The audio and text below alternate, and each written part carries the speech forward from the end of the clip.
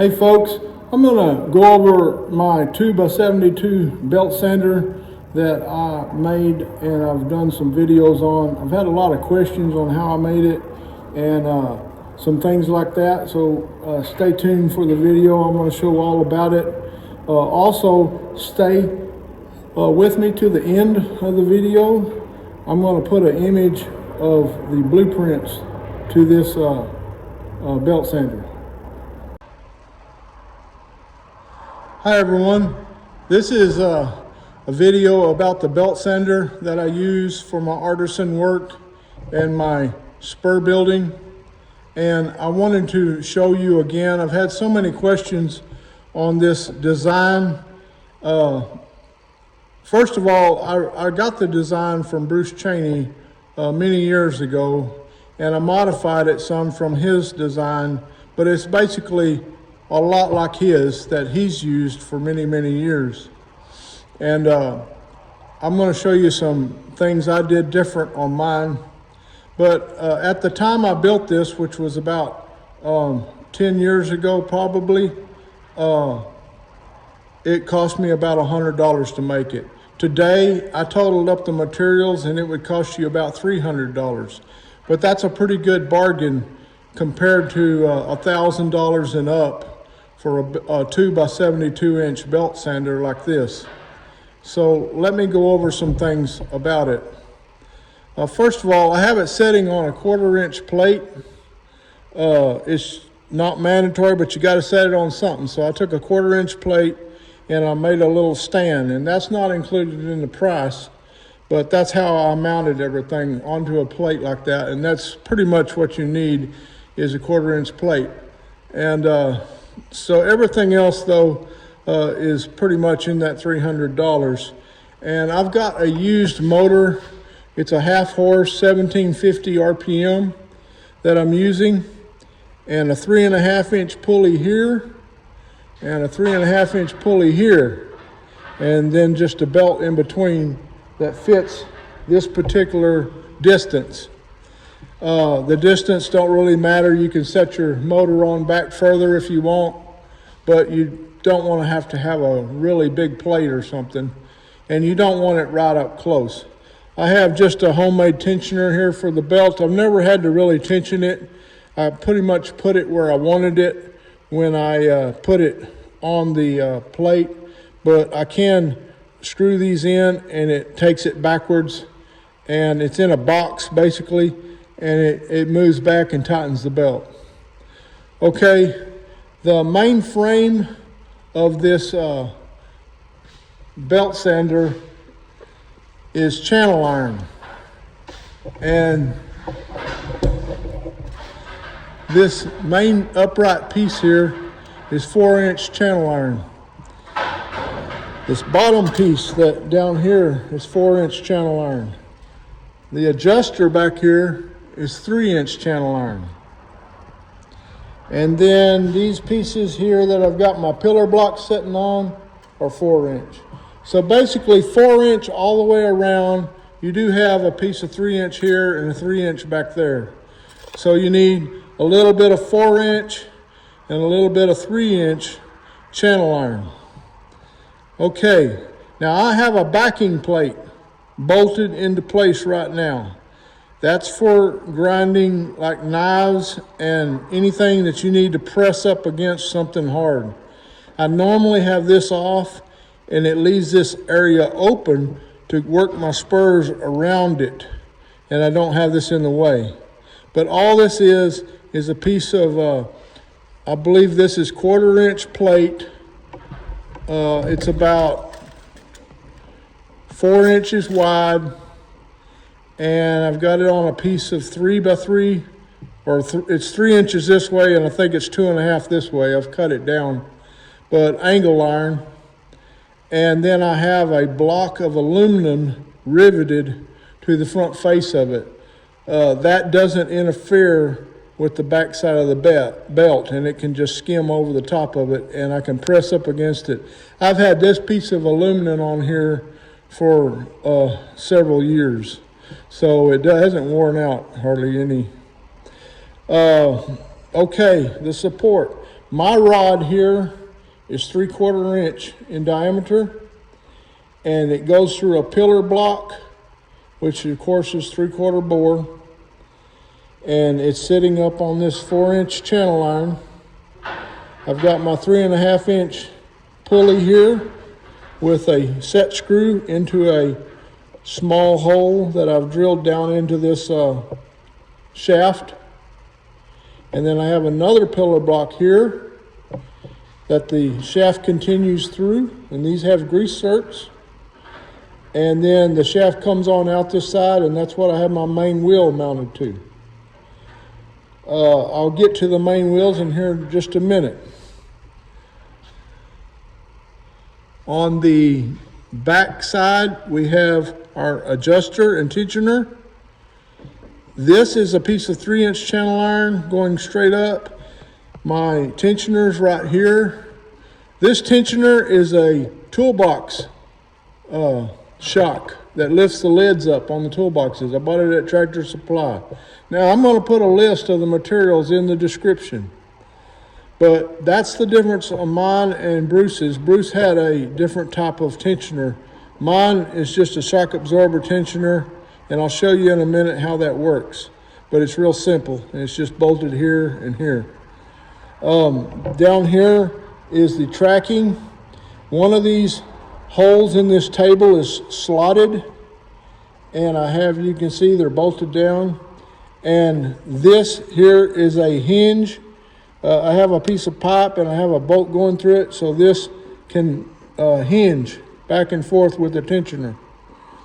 But anyway, one of these holes down here is slotted, and if I need to set my tracking, I can loosen these bolts up and I can turn this a little bit left or right, tighten it back down, and it will move this wheel left or right, and it sets the tracking. But honestly, once I set all these 3 wheels with a ruler from side, lining the sides up on them, and bolted that down, I've never had a tracking problem. It's always tracked exactly right, and I don't think I've ever had to use that tracking adjustment. Up here you see there's a piece of steel. The reason I've got that there is I was using one of these factory belt sanders one day in a school, and the belt broke and it came over the top and slapped me in the head. And it didn't have this up there. And I don't want that happening. You never know when your belt's gonna break if you didn't inspect it every day. So I just welded a piece of, I think this is 1/8 inch off of the top of this. So if the belt does break, it comes up, it catches that, and it won't come over and hit me in the head. It's just a safety. There is a little gusset right here to give the angle a strength. And these channel irons are welded down to the table. And you have to make sure you get all this in alignment now. Okay, wheel-wise, I found my 3 wheels on eBay. A guy had them, and he had made them for, I think that it actually came with 4 wheels. Most of these belt sanders have 4 wheels, a main wheel, and a couple of one-size wheels and a different wheel. Anyway, he made them, I got them, and this is the main wheel. It's a 4-inch by 2 1/4.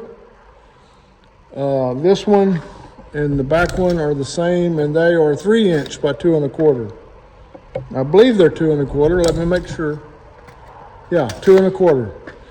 Okay, now this main wheel has a set screw. You can see right there. And it goes down into a hole in this shaft and holds it in place. And the man built it that way for me, and it's keyed, I believe. So that way, no, I take it back. It is not keyed. It's just gone through a hole, and this goes into a hole on the shaft and locks it down. And it never has spun or anything on me. This one here, I have a shaft coming through, and and the size of that hole in there, the bearing in there, will determine.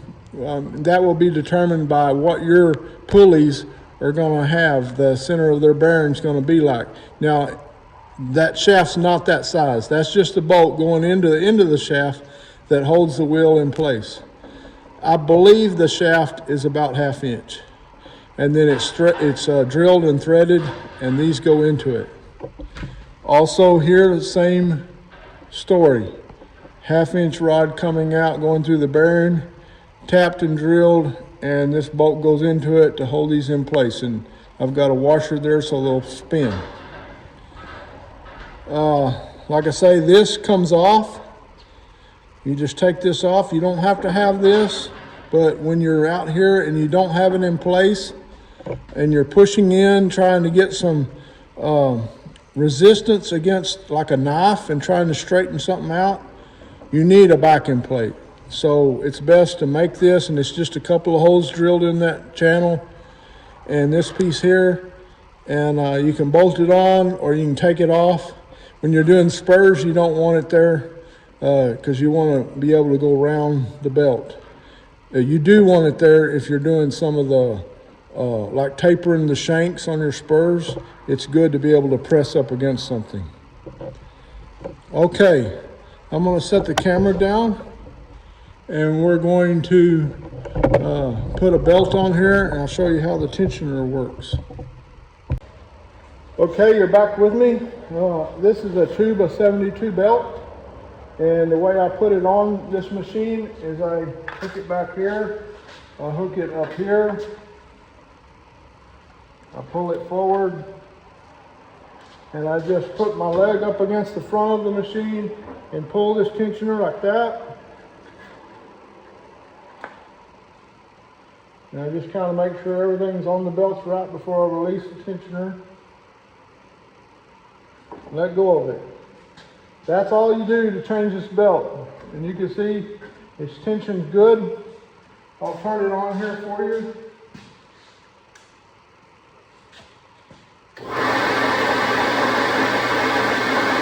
You can see it running and see how it's tracking right on the money. So it works great. I will say that over here where the belt is, you would probably want to build a guard. Bruce Cheney had one on his, and it's very dangerous if you don't have a guard. I'm not representing it without a guard, it's just the way mine is. But you do need a guard over your belt.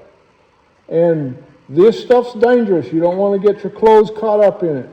It'll probably, if you do, you'll probably just pull the belt off of it. But if you get caught up in that belt over there, it could really hurt you. So belt sanders are dangerous, so be careful with them. Anyway, when you want to change the belt to a different one, make sure your belt sander is disconnected. And I've got a power block right there. I turn it off. It's not on no more, you can see. Then I pull the tensioner forward, take the belt off, and get another grip from a rack over there and put on it. And that's all there is to it. You can change your belts very quickly and with no problem. So hey, this is a great belt sander. I wouldn't have a different one. I love this thing. It's always done everything I wanted to do. I can grind knives, spurs, buckles, whatever I want to grind on it, I can do it. Even me being a welder, I can grind a lot of the things that I weld and work with. And that little tensioner right there is worth its weight in the money I paid for it. I mean, you couldn't ask for a better tensioner. It's just perfect. And I will have the part number to that and the brand in the description and all of these. Now online, I noticed, I just looked yesterday, there's a lot of people selling these wheels, but most of them are, nearly all of them are the right width as I have here, but they're different sizes maybe. Maybe this one's a 5-inch, maybe these are 2.5s, 3s, but all you need is 3. Most of those online come with 4, so it don't matter, you can still adapt them to make this little belt sander. So try it out, and I bet you'll be happy with it, and you'll save you some money, probably a lot of money. So, hey, like and subscribe to my channel. I'd really appreciate it.